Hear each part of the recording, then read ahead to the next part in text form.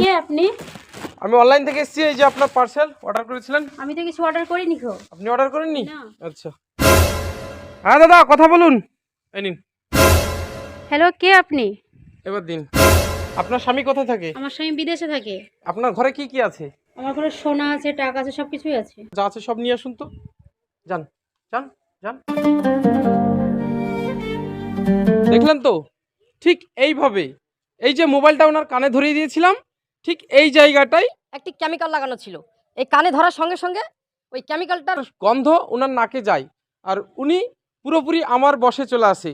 এখন আমি ওনাকে যা বলবো তাই শুনবে। মেয়েটি পুরোপুরি আমার বশে আছে। দেখা যাক কি কি নিয়ে আসে উনি আমার জন্য। এই নিন। আচ্ছা, টাকা বিদেশে খাটা টাকা।